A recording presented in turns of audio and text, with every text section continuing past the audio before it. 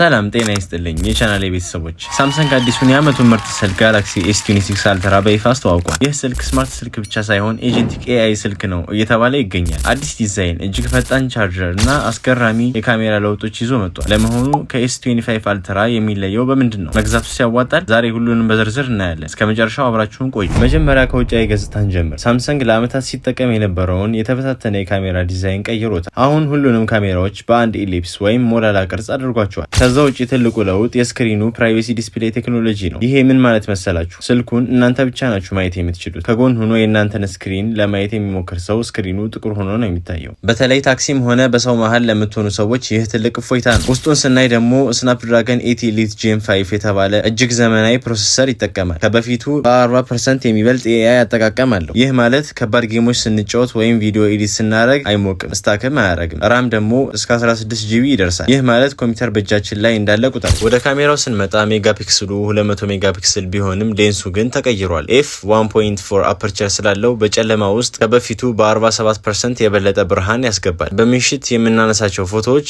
ልክ በቀን እንደተነሱ ጥራት አላቸው። ቪዲዮ ላይ ደግሞ ሆሪዞን ሎክ የተባለ አዲስ ሲስተም መጥቷል። ስልኩን እያሽከረከራችሁ ብትቀርጹ እንኳን ቪዲዮ አይነቃነቅም። ልክ እንደ ፕሮፌሽናል ካሜራ ስቴቢላይዝድ የሆነ ቪዲዮ ይቀርጽልናል። በመጨረሻም ባትሪ ላይ ሳምሰንግ የሁላችንም ጩኸት ሰምቶናል። አሁንም 5000 ሚሊ አምፔር ቢሆንም አሁን ግን በ60 ዋት በፍጥነት ቻርጅ ያደርጋል። በ30 ደቂቃ ውስጥ ብቻ ከዜሮ ተነስቶ 75% ይሞላል። የኤአይ አቅሙ ደግሞ ኤጀንቲክ ይባላል። ለምሳሌ በቴክስት ነገ ምሳ እንብላ ብትባሉ ስልኩ ራሱ የቀን መቁጠሪያችሁን አይቶ ክፍት ቦታ ካላችሁ ይመዘግባል። አልፎም ተርፎ ሆቴል ሪዘርቭ ላርግላችሁ ወይ ብሎ ይጠይቃል። በአጠቃላይ S26 አልትራ የቴክኖሎጂ ጥግ ነው። ዋጋው በዓለም አቀፍ ደረጃ $1299 አካባቢ ይጀምራል። አሮጌ ሳምሰንግ ስልክ ካላችሁ ይህ ትልቅ ለውጥ ነው። እናንተስ ምን ታስባላችሁ? አዲሱ የካሜራ ዲዛይን ተመችቷችኋል? ከታች በኮሜንት አሳውቁኝ። ቪዲዮውን ከወደዳችሁት ላይክ እና ሰብስክራይብ ማድረግ እንዳትረሱ። በቀጣይ ቪዲዮ እስከምንገናኝ ቻው።